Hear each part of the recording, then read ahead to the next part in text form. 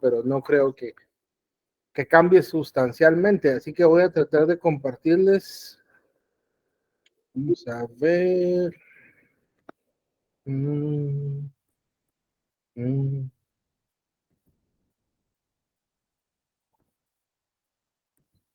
Solo para mostrarles rápidamente cómo está programado el curso. Pero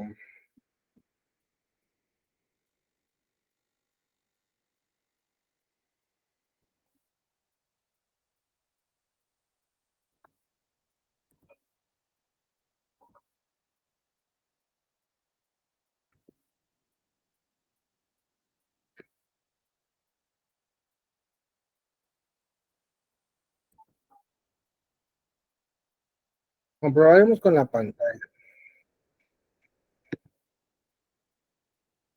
Está entrando gente, permítanme.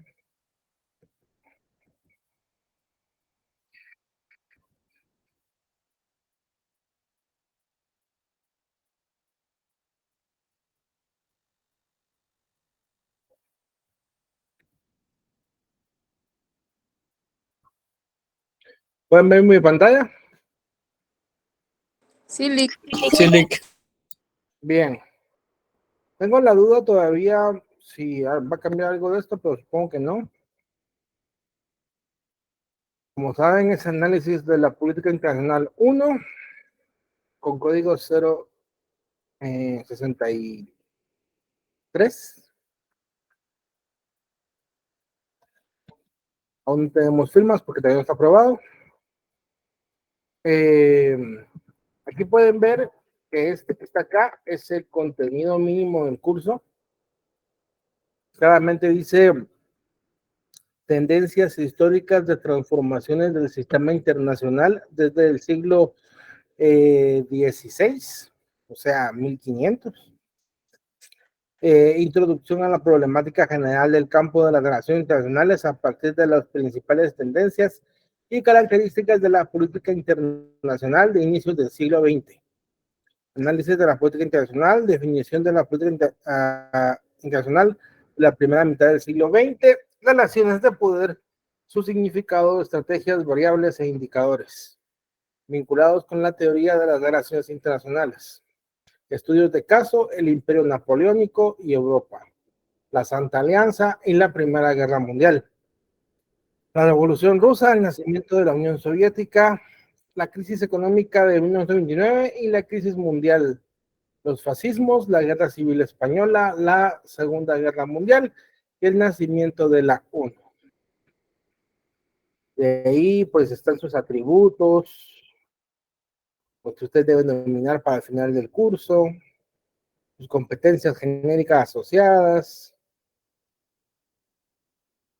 y pues más o menos ahora la distribución de eso en unidades, valores y fechas y puntajes, así como los trabajos. Aquí está la guía tendencias históricas de las transformaciones del sistema internacional desde el siglo XV, se evalúa mediante una línea del tiempo para el 28 de agosto. Y así, lo mismo con el resto de la guía, hasta las referencias y fuentes de consulta. ¿Alguna pregunta con el programa o algo que les interese revisar o ver en particular? Déjenme que no los puedo ver ahorita.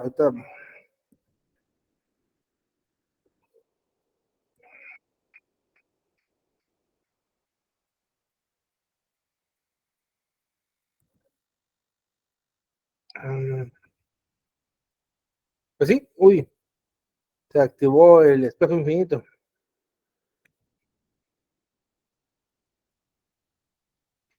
Pues sí, Licenciado, solo para saber si lo va a subir en la plataforma o en el grupo de WhatsApp. lo voy a subir en cuanto esté aprobado. No lo puedo subir hasta que no lo hayan aprobado. ¿Sí? Ah, ok. En Entonces, todo una vez que esté caso, aprobado, ¿cómo? perdón, justo sí, cuando esté aprobado, ¿dónde lo subiría? Lo subiría en primer lugar en la plataforma oficial de la escuela. Lo puedo mandar por WhatsApp, pero De cualquier forma, estaría en los dos lugares. ¿Sí? Ok, muchas gracias. Bien.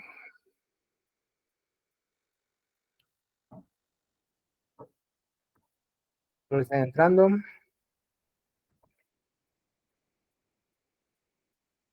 Bien, les voy a poner el enlace de la asistencia.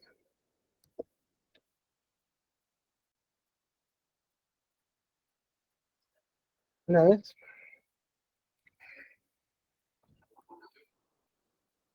Bien. Entonces, ¿en qué estábamos? Estuvimos hablando sobre básicamente el siglo XVIII y hablando sobre tres grandes acontecimientos. En primer lugar, un acontecimiento muy importante que es el surgimiento del siglo de las luces, la era de la razón. Hablábamos de cómo este siglo comienza a aportar nuevo conocimiento y nueva tecnología que anteriormente no existía. Y ya no es solamente recuperar el conocimiento viejo que se había adquirido entre griegos y romanos, sino estamos hablando de adquirir conocimiento aún más avanzado que no existía anteriormente. Esto lleva no solamente a cuestionar o sea, no solamente a cuestionar, digamos que los límites de la capacidad técnica y la ciencia, a descubrir nuevas ciencias y nuevos campos de estudios, sino que aún más que eso lleva precisamente a la noción que se puede cuestionar todo. Y justamente eso está planteado, por ejemplo, en el libro de El discurso del método de Descartes, que plantea y llama a cuestionarlo todo. Descartes no es del siglo XVIII, es del siglo XVII, segunda mitad, justamente más o menos cuando estamos hablando ahorita, y Descartes es precisamente uno de los pensadores y filósofos que da origen a la era de la razón, porque son de los que plantean, digamos que una de las primeras versiones del método científico. Pues, el discurso del método es precisamente la justificación según la cual elabora un método para buscar la verdad. Y la perspectiva de Descartes no es mala, pero es exclusivamente racional. Al combinarla con los filósofos empíricos que plantean la importancia de la experiencia, tienen finalmente un método científico consolidado.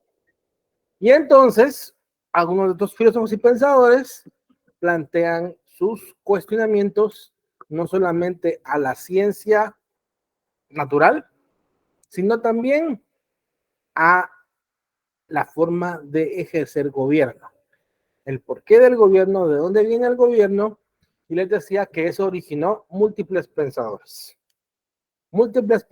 que se plantean, ¿y por qué no organizar de forma distinta la economía? ¿Y por qué no organizar de forma distinta la política? ¿Por qué no organizar de forma diferente, más eficiente, más efectiva la administración pública? Y entonces eso rompía con más de 1000 años de modelos basados específicamente en la monarquía. Rompía con ese sistema que había, digamos que sido efectivo, relativamente efectivo durante cientos de años. Aunque habían existido pequeños experimentos democráticos, no solamente, o sea, muchas veces ocurría por problemas, por accidentes, porque no había quien asumiera como gobernante, entonces había que elegirlo.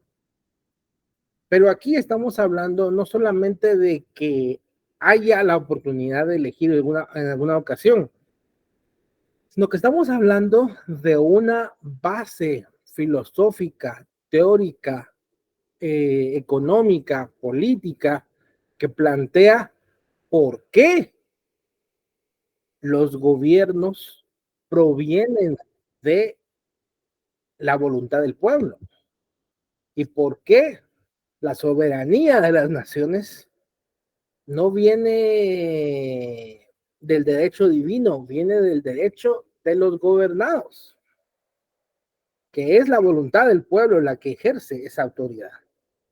Y entonces esas nociones que yo les decía originaron el primer gran experimento de un gobierno republicano independiente al surgir los Estados Unidos. ¿Y qué hablamos? Que Estados Unidos en principio surge, por un lado, por el tema de los impuestos.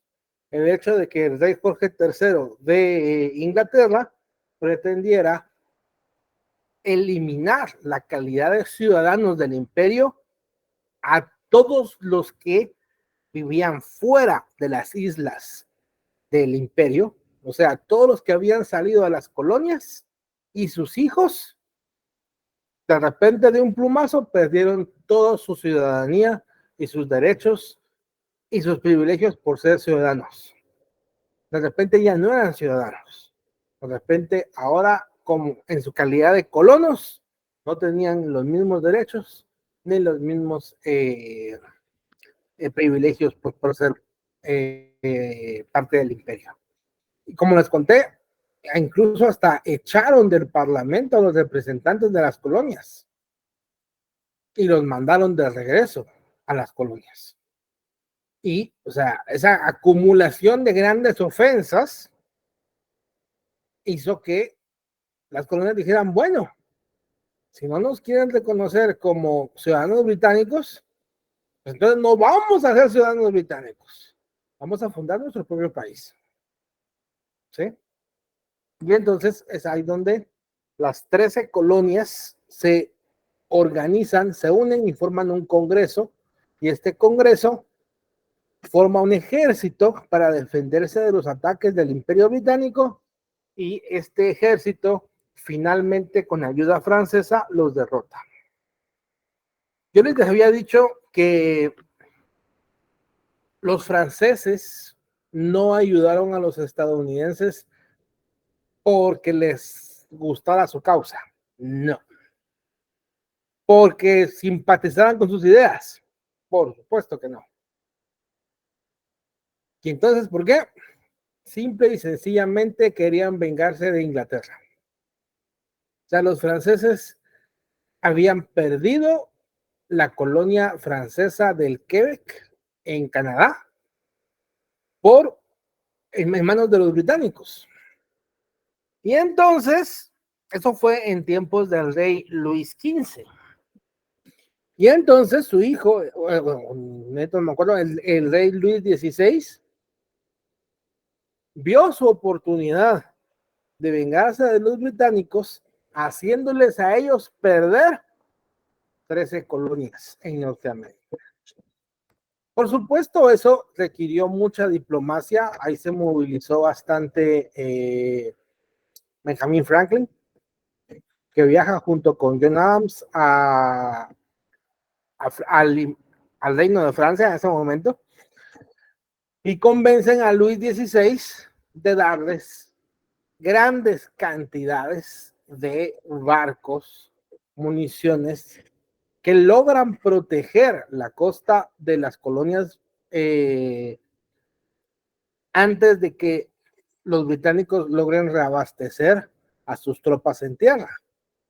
Y entonces las tropas en tierra no pudieron ser reabastecidas ni de alimentos, ni de municiones, ni de hombres, porque los franceses bloquearon la llegada de los barcos y hundieron algunos de esos barcos. Entonces, como consecuencia de eso, las tropas en tierra tuvieron que rendirse. Y al rendirse esas tropas, Estados Unidos gana la guerra de independencia y nace Estados Unidos como un nuevo país. Y entonces, de esa cuenta, les decía, por un lado, surge ese primer experimento de una nación construida bajo los ideales de libertad, de igualdad, bajo los ideales de democracia. Por supuesto que es la primera vez que surgía una democracia, probablemente, o sea, no había surgido un país completamente democrático en mucho tiempo. Aún las versiones similares, como el Parlamento sueco, tenían un rey electo, pero era un rey. En este caso, Estados Unidos no tendría un rey. Su diseño no es monárquico. Y entonces, yo les decía que parte de esto tuvo que ver con básicamente lo que llamamos, por un lado, lo que llamamos también las revoluciones burguesas, porque muchos de estos movimientos fueron impulsados por burgueses, por la burguesía. ¿Y quiénes eran la burguesía? Eran los comerciantes. Los comerciantes que pasaron a convertirse en la clase adinerada más poderosa de Europa. El problema es que bajo las leyes y los reglamentos existentes en Europa, el poder político lo tenían los nobles. Y el poder económico se supone que lo dominaban los nobles y la iglesia. Pero la burguesía tomó el poder económico y estaban cansados, hartos de que no los dejaran administrar correctamente sus bienes porque se metían a quitarles dinero los nobles y la iglesia. Tenían que darles permiso, y como los nobles eran clases ociosas, o sea, básicamente se los pongo así. Había un tipo que porque es duque, porque es conde, que porque es marqués, le cobra a los que producen alimentos, a los que producen ropa, a los que producen muebles, a los que producen, a los que construyen edificios, les cobra dinero por darles el permiso. Y el tipo no hace nada más que cobrarle a todo el mundo por su existencia.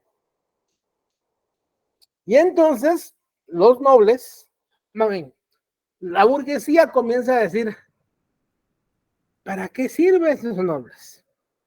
Se supone que debían ser una élite intelectual, pero ¿cuántos de ellos eran realmente intelectuales? ¿Y cuántos de ellos simplemente eran pelmazos? ¿Por qué? Porque los nobles debían ser una élite intelectual, debían recibir la mejor educación, pero no todos, de hecho, nacían brillantes, no todos, de hecho, nacían con ganas de estudiar. Muchos simplemente se convertían en gente que tenía mucho dinero y simple y sencillamente lo malgastaba y se la pasaba en fiestas. Muchos nobles no eran respetados ni por la iglesia, ni por el pueblo, ni por sus soldados, porque realmente eran personas que se comportaban como niños malcriados. Entonces, en el siglo XVIII, en que es el gran siglo del desarrollo de la ciencia, la gente comienza a criticar abiertamente a los nobles. Y la gente comienza a buscar, plantear ideas que desplacen a la nobleza. Algunos dicen que los nobles deben existir, pero hay que reducir su poder. ¿Sí? Hay que limitar su poder. Que no tomen todas las decisiones, que no administren todas las cosas. Plantean unos. Otros dicen de una vez, sáquenlos de aquí. Porque para muchos, los nobles no aportan nada a la sociedad y solo consumen y consumen y consumen. Y para eso, mejor que le dejen espacio. Los burgueses planteaban, si ellos son los que producen y hacen que viva la sociedad, ¿por qué no ser ellos los gobernantes? Y entonces muchos dicen que eso estamos hablando de una revolución burguesa. Es decir, el nacimiento de Estados Unidos fue una revolución burguesa. Los burgueses, la burguesía, es decir, los empresarios, tomaron la decisión de desconcharse el poder monárquico. Y como les dije en algún momento, mucho de eso también fue una conspiración de un grupo de intelectuales que formaban una sociedad secreta llamada los masones. Sociedad secreta que efectivamente se dedicó y buscó y promovió liberarse de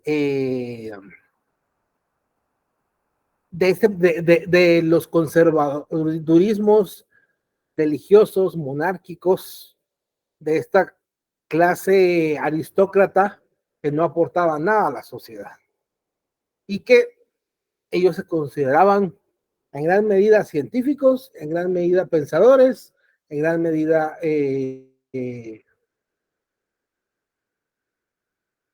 un grupo que sí aportaba a la sociedad y que se consideraban debían ser ellos quienes gobernaran.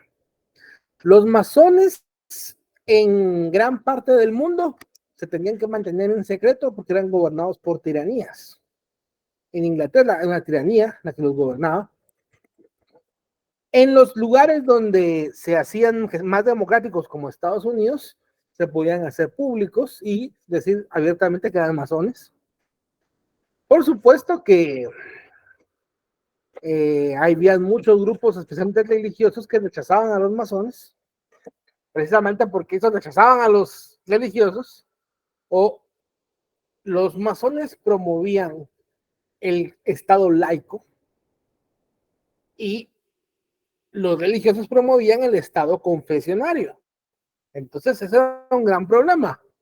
Los religiosos querían un Estado gobernado por la religión y los masones querían un Estado gobernado por la libertad religiosa, donde hubiese una pared entre el Estado y la religión.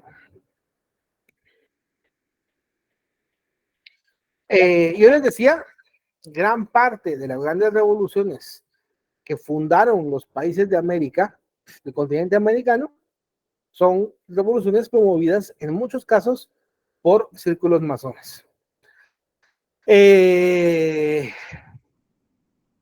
Y solo para aclarar, entre todas las teorías conspirativas que alguna vez van a escuchar, entre los sociedades secretas de esa época, en torno al siglo XVII, en Europa, en Italia, una de las sociedades secretas que estaban formadas por científicos y por artistas que existían en secreto, se llamó los Illuminati. ¿Por qué Illuminati? Porque simple y sencillamente eran los que se consideraban los portadores de la luz de la razón.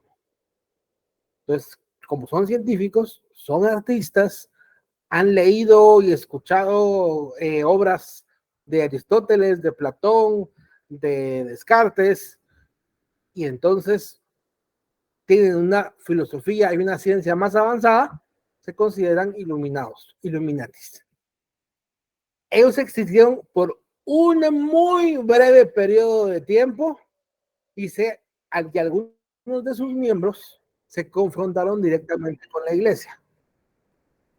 Hago la salvedad de que existieron, pero hasta donde yo sé, como organización, dejaron de existir en la medida en la cual fue innecesaria su existencia porque digamos que la administración del gobierno se hizo menos religiosa y más tolerante con los científicos y con los artistas y les permitió, digamos, que operar libremente sin tener que esconderse. Igual que los masones. Los masones fueron una sociedad secreta por la necesidad que existía de mantenerse en secreto frente a grandes dictadores, tiranos, que no querían sociedades libres. Entonces, en esa lucha por sociedades más libres, se organizaron y surgieron. Y conspiraron también para independencias y revoluciones. Y a la fecha siguen existiendo, aunque, como en todos los lugares, hay muchos matices en su idea de desarrollo y en su idea de libertad. O sea, como porque algunos se supone que son liberales y eso el pacto lo tengo que explicar, pero también se hacen también parcialmente conservadores. Y eso pacto lo que quiero explicar al respecto del tema de las ideologías y cómo estas se desarrollan en Europa y en América. Hasta aquí y todo lo que había explicado antes y ahora. ¿Alguna pregunta?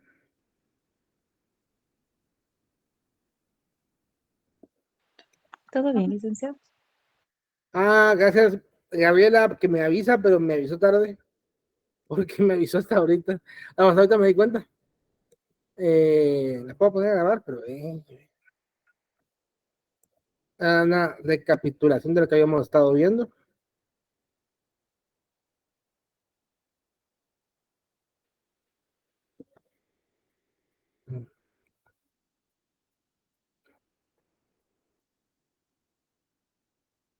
Laura dice, para esto está la canción noble.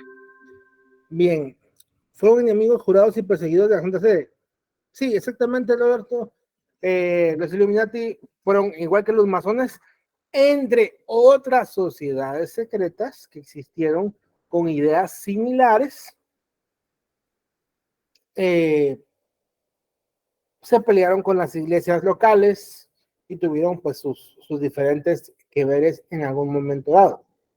Lo mismo pasó con los masones de acá en algún momento, especialmente, por mencionar alguno, Justo Rufino Barrios, Miguel García Granados, los del billete de 5 y billete de 10, fueron guatemaltecos, masones, que trataban de establecer un gobierno liberal y por eso realizaron la revolución liberal, que quedó más como reforma liberal de 1871 y que origina el estado actual. O sea, el estado guatemalteco actual es un estado que es en su mayoría descendiente del modelo de estado liberal que promovió José Rufino Barrios. ¿Sí? ¿Alguna pregunta? ¿Sí, Ana?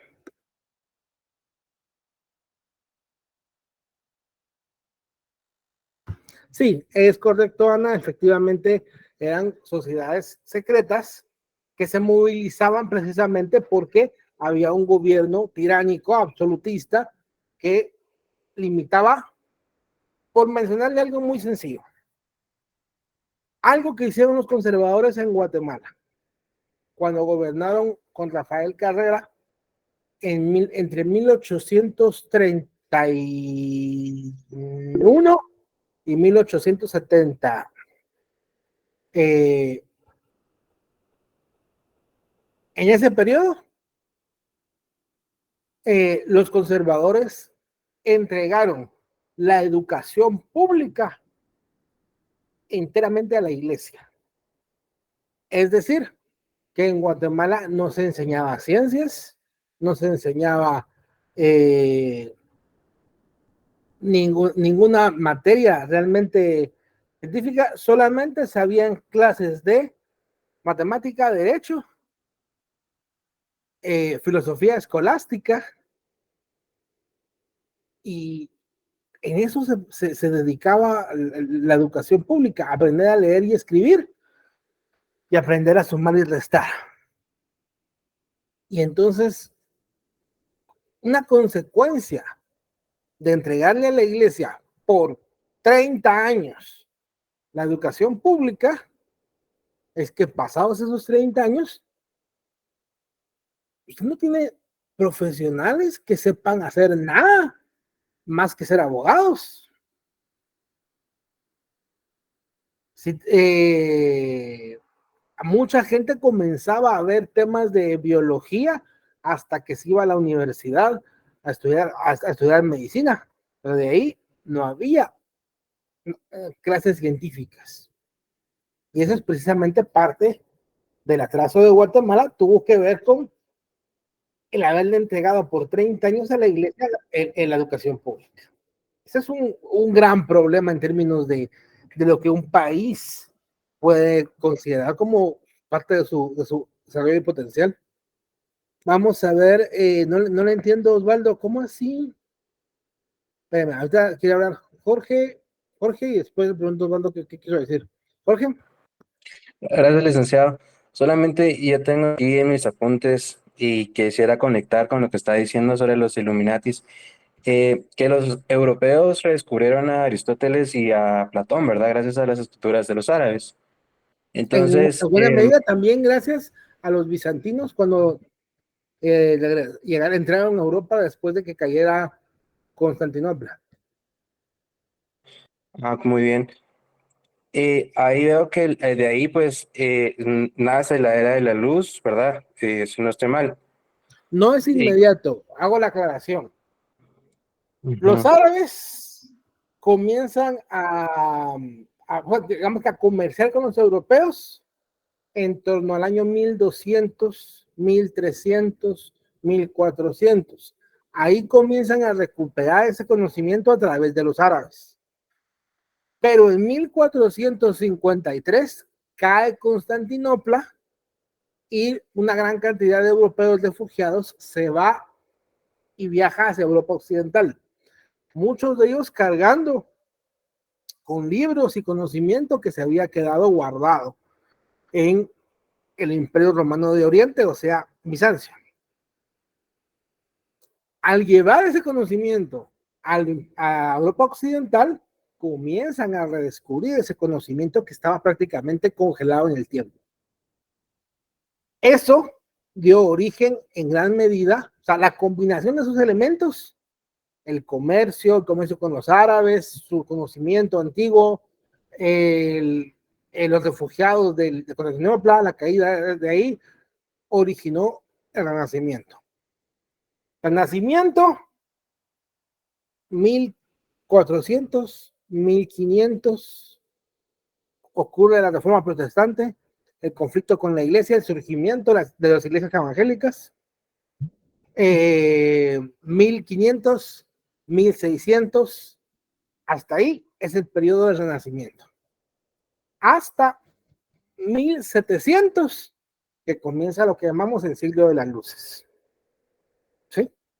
Entonces estamos hablando de un proceso de desarrollo que dura 300 años, desde el 1400, 1500, 1600 a 1700. ¿Sí? No ocurre de forma inmediata, no ocurre de forma rápida, sino que se va construyendo a través de los siglos. ¿Sí?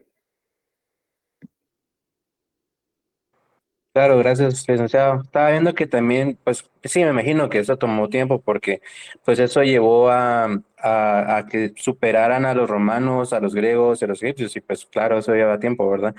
Gracias. Exactamente.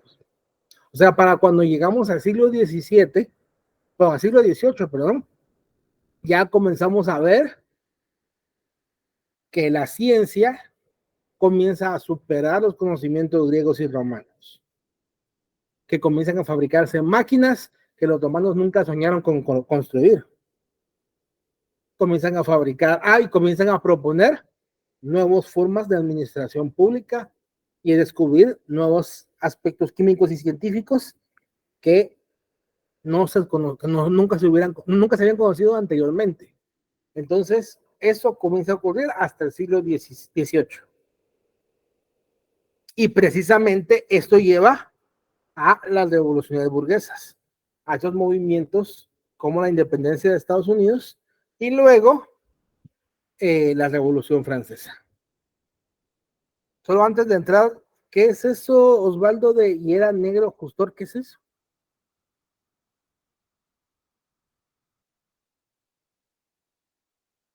Osvaldo.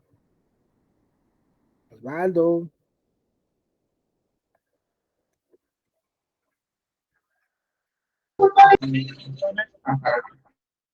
¿Cómo? Déjame que me estoy quedando sin batería, no sé cómo han puesto esta cuestión. Ay. Osvaldo, no le escucho nada.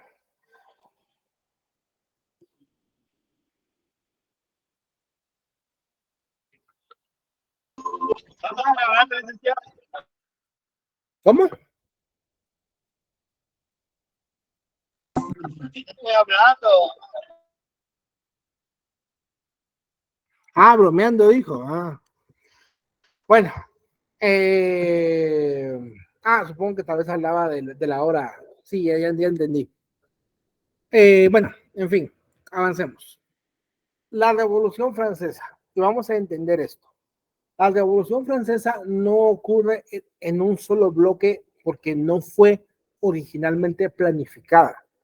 Y es que la situación de la Revolución Francesa fue mucho más caótica que la situación de la independencia de Estados Unidos.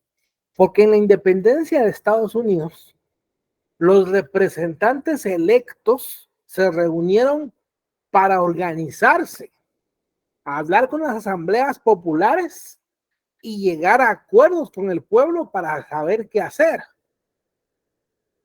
En Francia eso no fue tan ordenado, fue mucho más caótico. ¿Y entonces en qué consistió? Punto número 1. Los franceses ayudaron a los estadounidenses defendiéndolos de los británicos. Para eso el rey Luis XVI gastó una enorme cantidad de recursos en barcos, en tropas, en la campaña militar. Tuvieron tropas en tierra, tropas en barcos. Realmente fue una campaña militar grande, extensa y poderosa, que requirió mucho de Francia. Pero Francia estaba siendo administrada por Luis XVI. ¿Y saben cuál es el problema de Luis XVI? Que Luis XVI era uno de esos nobles que no sabía hacer mayor cosa. Es decir, como tatarabuelo o abuelo, el rey Luis XIV, ese era un genio. Ese es un maldito genio. Luis XV, más malo que bueno. Luis XVI no sabía qué estaba haciendo ahí. No tenía personalidad. Era profundamente inseguro. Perdía todo el tiempo. Prefería estar en fiestas, salir a cazar. Vivía en sus palacios de Versalles, sin contacto con el pueblo. Y digamos que vivía en una burbuja de riqueza y opulencia, mientras que el resto de Francia estaba entrando en la peor crisis económica de su historia.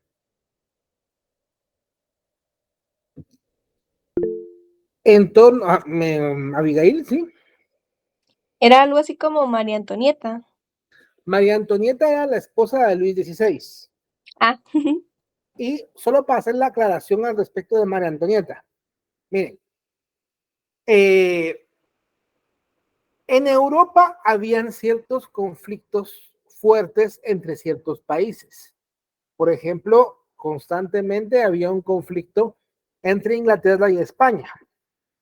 Pero tenía muchos matices, entre ellos era provocado porque España era como el católico por definición, Inglaterra era como el protestante por definición.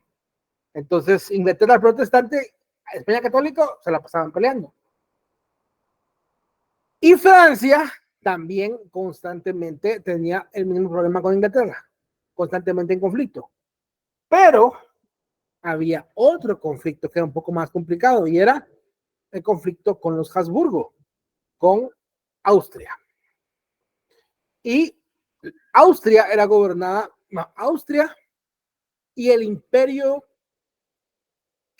romano germánico, que es lo que se llama Alemania, o sea, Alemania y Austria eran gobernados por los Habsburgo, una familia rica y poderosa de Europa, que gobernó por muchísimo tiempo muchos países.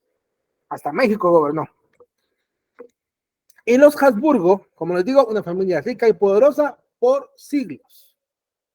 Pero por no decir milenios, o sea, muchísimo tiempo fueron una familia rica y poderosa que gobernó muchos países. Y en esa época habían estado en constantes tensiones, conflictos y escaramuzas los Borbones, que eran la familia real que gobernaba Francia, con los Habsburgo. Y entonces, Luis XV, buscando terminar las guerras con Austria, decide casar a su, no sé si sea su hijo o su nieto, pero a su heredero, con la princesa Habsburgo, María Antonieta. Entonces, María Antonieta era una princesa Habsburgo. Y Luis XVI era un príncipe Borbón. Y entonces los casan por conveniencia con la idea de terminar las confrontaciones que habían entre Austria y Francia. ¿Sí? Que recordemos, también los Habsburgo gobernaban el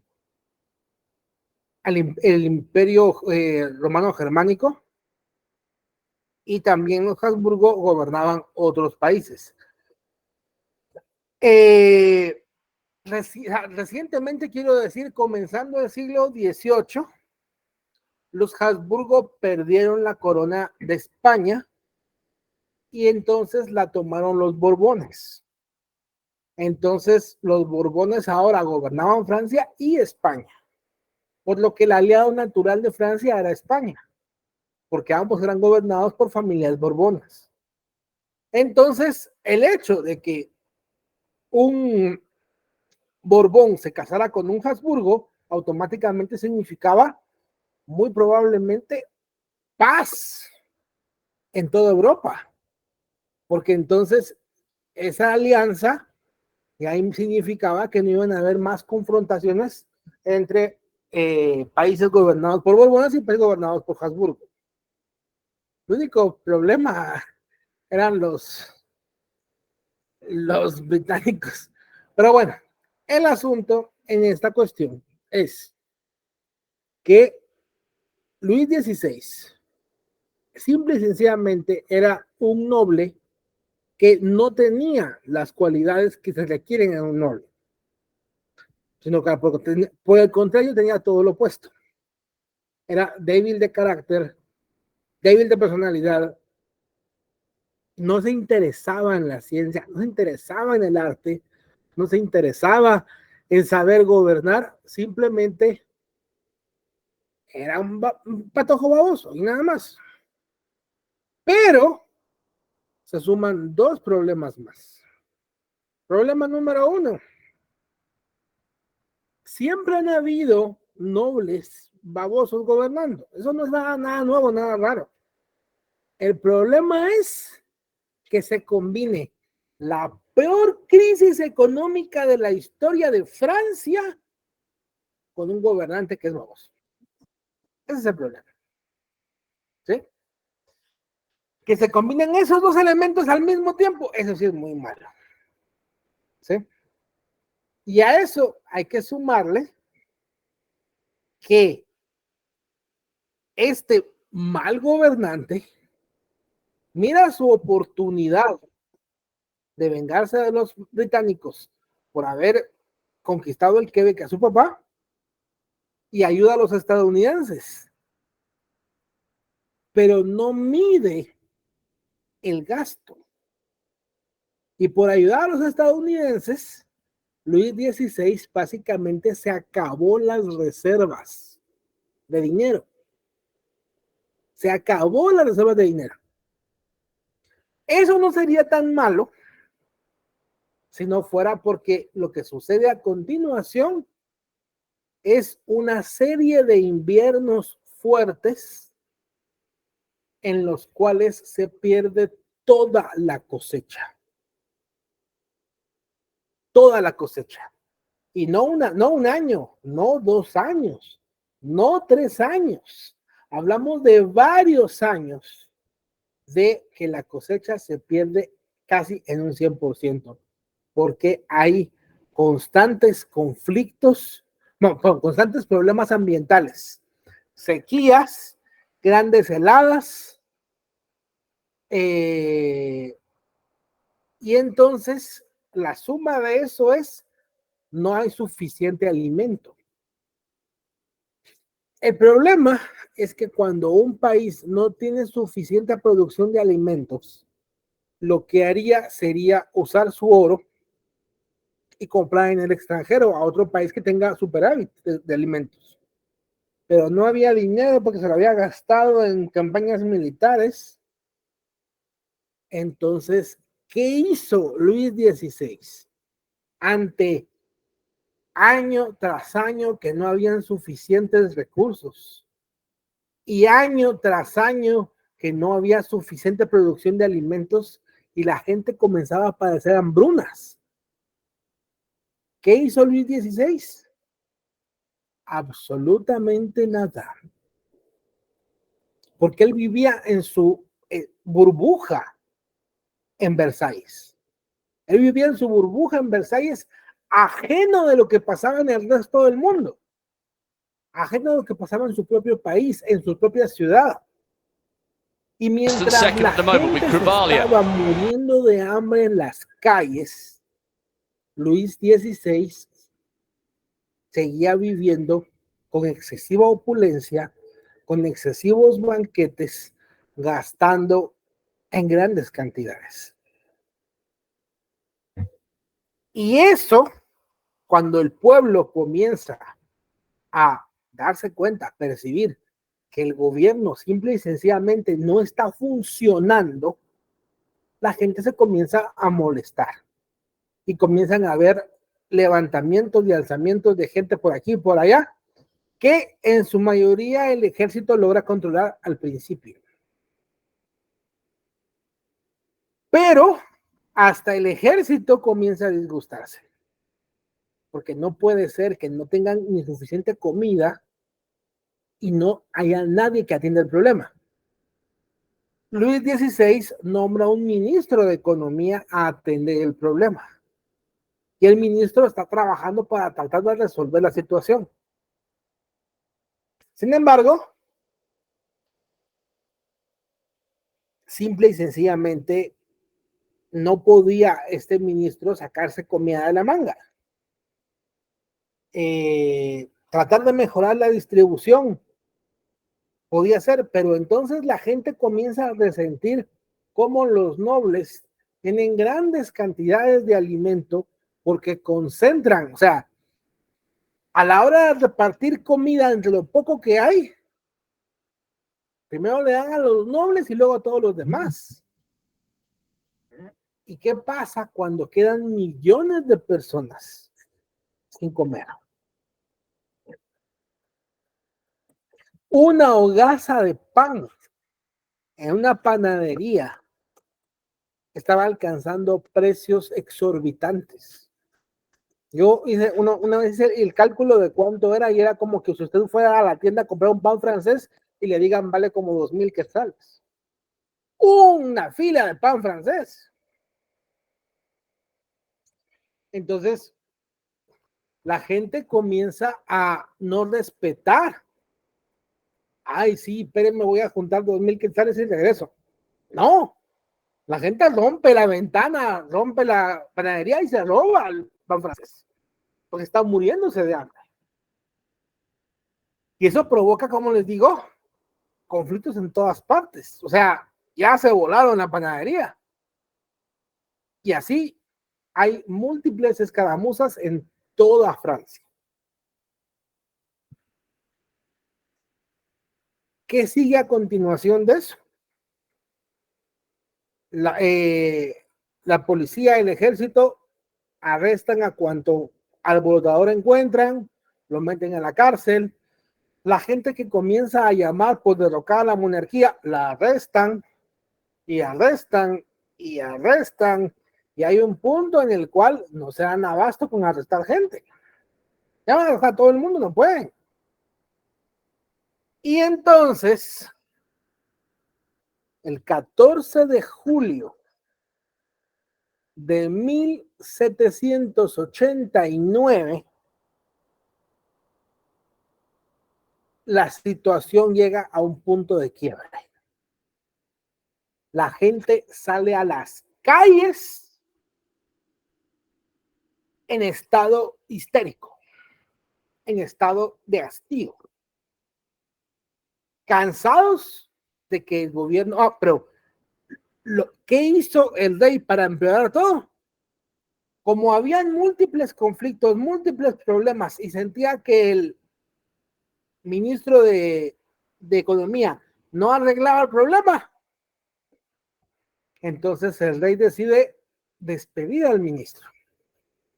Pero para los intelectuales y para mucha gente, el ministro era la única persona trabajando por tratar de resolver el problema. Y si el rey despide al ministro cuando el rey no está haciendo nada por resolver el problema, entonces la gente sale a las calles desesperada de que hayan despedido al ministro. Y la gente se va a una antigua fortaleza, una antigua fortaleza medieval que se encontraba en París, llamada, sí, perdón, 89, así es correcto, Karen, perdón. Sí, Mercedes, así es, Celio. Entonces, a una fortaleza llamada la Bastilla. Y en la Bastilla era donde estaban encarcelando a los presos políticos. O sea, la gente que protestaba, que hablaba en contra del rey, la arrestaban y la llevaban a la Bastilla. Pero la Bastilla, aparte de cárcel y aparte de cárcel de presos políticos, también tenía el polvorín de la ciudad, donde se guardaba la pólvora y las armas del ejército. Como una fortaleza, y la gente en masa atacó la Bastilla.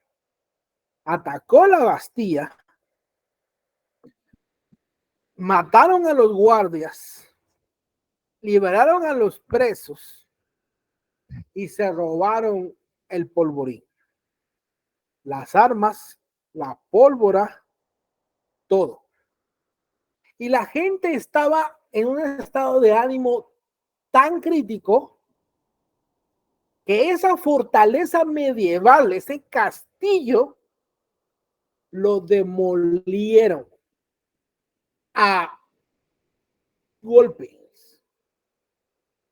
Llevaron martillos, piedras, lo que fuera. Las paredes de más de 4 metros de alto las botaron a golpes. ¿Se pueden imaginar lo que es una turba enardecida tanto como para bajarse un castillo entero a golpes?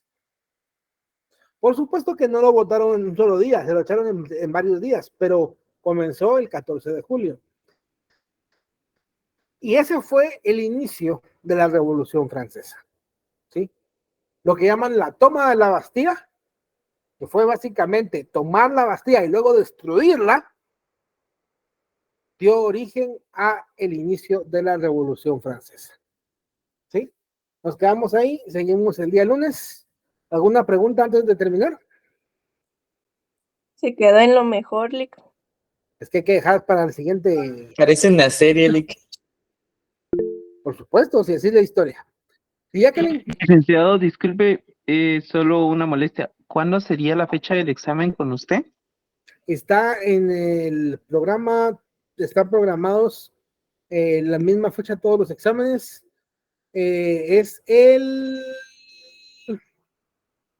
Está la semana del 28 de agosto al 1 de septiembre.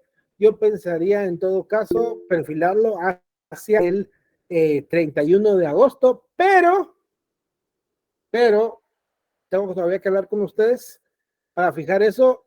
¿Sería el 31 de agosto o de repente nos echamos un par de días más y lo hacemos el 4 de septiembre? Mejor el 4, Lick. Lick, el 4. Va. Sí, por Pero favor. vamos a- No, yo también creo que puede ser el 4. Muy seguro, tranquilos. Puede ser el 4, no hay ningún problema. De hecho, a veces lo prefiero porque, o puede ser, incluso podría ser no el 4, sino el 4, 5, 6, 7. Bueno, no, va a ser la semana siguiente probablemente. Ya que le quiera preguntar a usted. Precisamente eso, licenciado, ¿cuándo iba a ser la fecha? Bueno, miren, el lunes hablamos del tema. ¿Sí? No se preocupe. Muy bien, Laura.